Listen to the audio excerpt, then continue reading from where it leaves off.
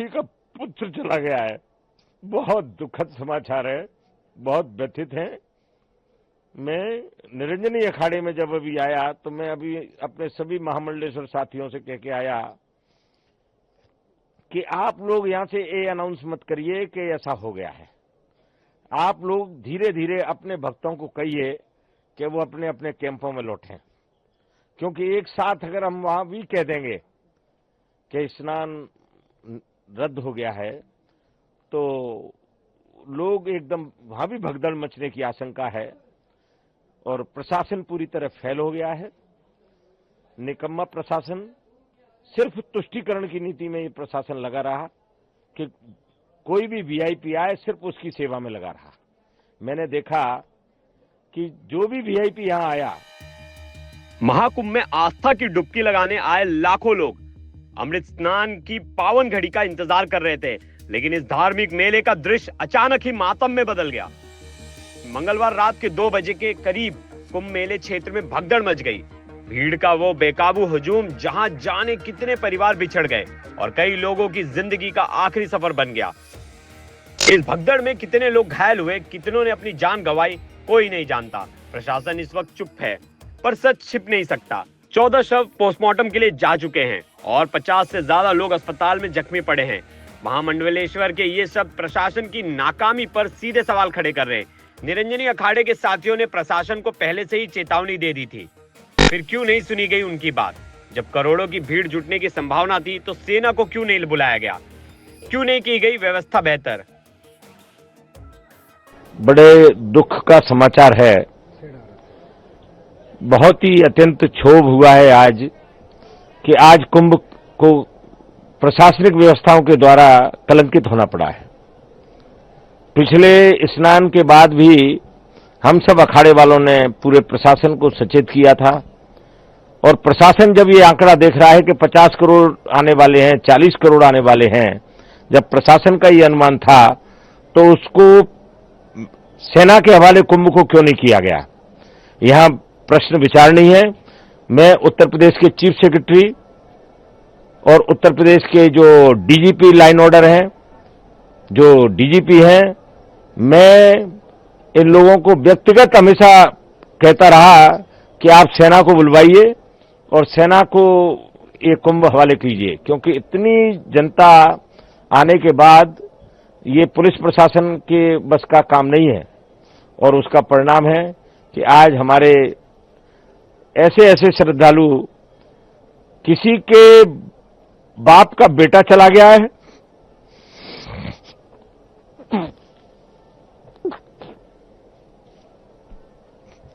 किसी का पुत्र चला गया है। बहुत दुखद समाचार है, बहुत व्यथित हैं। मैं निरंजनी अखाड़े में जब अभी आया तो मैं अभी अपने सभी महामंडलेश्वर साथियों से कह के आया कि आप लोग यहां से ये अनाउंस मत करिए कि ऐसा हो गया है। आप लोग धीरे धीरे अपने भक्तों को कहिए कि वो अपने अपने कैंपों में लौटें, क्योंकि एक साथ अगर हम वहां भी कह देंगे कि स्नान रद्द हो गया है तो लोग एकदम वहां भी भगदड़ मचने की आशंका है और प्रशासन पूरी तरह फेल हो गया है। निकम्मा प्रशासन, सिर्फ तुष्टीकरण की नीति में ये प्रशासन लगा रहा कि कोई भी वीआईपी आए सिर्फ उसकी सेवा में लगा रहा। मैंने देखा कि जो भी वीआईपी यहां आया सिर्फ प्रशासन उसकी जी हजूरी में लगा रहा। इसके अलावा इस प्रशासन को इस कुंभ से कोई मतलब नहीं था, किसी भी व्यवस्था से कोई मतलब नहीं था। और जब 25 बार हम सारे अखाड़े मिलकर कह रहे थे कि सेना के हवाले इस कुंभ को कर दीजिए, हमारे देश में सेवाभावी लोगों की कमी नहीं है। अगर ये सेना के हवाले कुंभ हो जाता तो मुझे नहीं लगता कि इतना बड़ा हादसा होता। बहुत दुख है, बहुत दुख है, बहुत दुख है। अखाड़ों ने क्या निर्णय लिया? देखिए, अखाड़े तो जो प्रशासन व्यवस्था कहती है उसके अनुकूल चलते हैं। हम सब लोग संवैधानिक व्यवस्था में विश्वास करते हैं और संवैधानिक व्यवस्था के तहत इस मेले की जवाबदारी जो है प्रशासन की है, जो भली भांति इसको संपन्न कराए। और मैं महामंडलेश्वर स्वामी प्रेमानंदपुरी निरंजनी अखाड़ा पूरे देशवासियों को ये कहना चाहता हूं कि आप ये मत समझिए कि आगे जो स्नान है वो ठीक से नहीं होंगे। स्नान सब ठीक से होंगे और माननीय प्रधानमंत्री जी का संदेश आ गया है कि सेना के हवाले कुंभ को किया जा रहा है।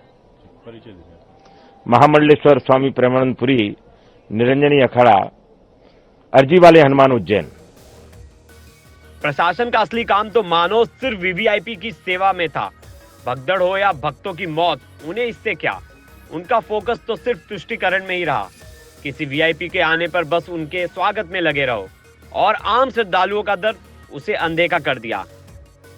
क्या आज हुआ है, किस तरीके से आप लोगों ने डिसीजन लिया है? बहुत बहुत आशीर्वाद साधुवाद। आपने देखा होगा इस समय हमारे जितने भी अखाड़े हैं सभी सिंहासनों पे विराजमान थे और हमारे हजारों की संख्या में नागा संत अपने अस्त्र शस्त्र लिए हुए स्नान के लिए जा रहे थे। जब हमें ये सूचना मिली कि कुछ हुआ है, इसीलिए हमने जनहित को देखते हुए निर्णय लिया कि आज का स्नान निरस्त किया जाए और बसंत पंचमी का स्नान हम करें। तो आज क्या सभी अखाड़ा के जितने भी अखाड़े हैं वो सभी स्नान नहीं करेंगे, सबका निरस्त किया गया? नहीं, देखिए मुझे जो जूना अखाड़े से बात हुई थी, मुझे आह्वान अखाड़े से बात हुई थी, अग्नि अखाड़े से बात हुई थी, सबके फोन आए थे। सबने निर्णय लिया है कि हम जनहित को देखते हुए और करोड़ों की संख्या में जो श्रद्धालु प्रयागराज में है इनको देखते हुए आज का स्नान हम रद्द करते, निरस्त करते हैं। आपको क्या वजह बताई है? क्या प्रशासन से बातचीत हुई है? क्या आला अधिकारियों से आपकी बातचीत हुई? नहीं, हमारी कोई वार्ता नहीं हुई है। जब हमने सुबह जब हम स्नान के लिए निकल रहे थे, हमने समाचार देखा, मीडिया में आ गया कि कुछ हुआ है, जो आपको भी ज्ञात है, सबको ज्ञात है। इसीलिए हमने देखा कि क्राउड बहुत है और हम देख रहे 2 दिन से कि प्रयागराज में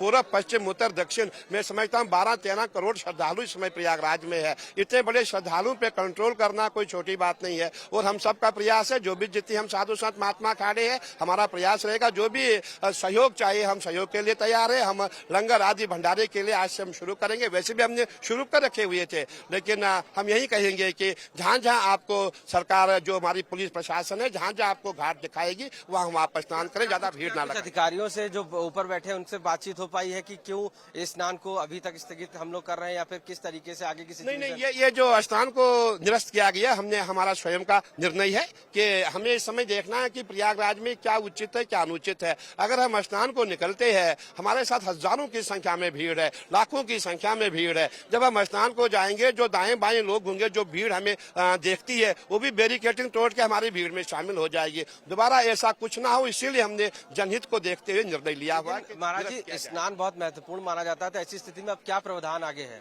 देखिए, अब हम बसंत पंचमी का स्नान करेंगे। पहले हमने सबको देखना, सबकी सुरक्षा देखनी है। सुरक्षा सबसे पहले जरूरी है और हम बसंत पंचमी का स्नान करेंगे। दुर्घटना के बारे में सूचना मिली, कितने लोगों से घायल है या कितने लोगों को अभी तक पुष्टि है? देखिए, अभी पूरी पुष्टि अभी नहीं मिली है, अभी कुछ देर में मिल जाएगी ऐसा लग रहा है। लेकिन आज का हम मान के चले, जो भी अखाड़ा है सभी से ये निर्देश है कि एक तरीके से वो स्नान नहीं करेंगे। बिल्कुल ऐसा ही है कि जितने भी हम अखाड़े हैं और मेरी सबसे जो हमारे शैव संप्रदाय के अखाड़े हैं, सबने कहा है कि आज स्नान नहीं करेंगे, क्योंकि हमने देखना है इतना श्रद्धालु यहाँ प्रयागराज में है, इसलिए उचित नहीं है। हम बसंत पंचमी का स्नान करेंगे।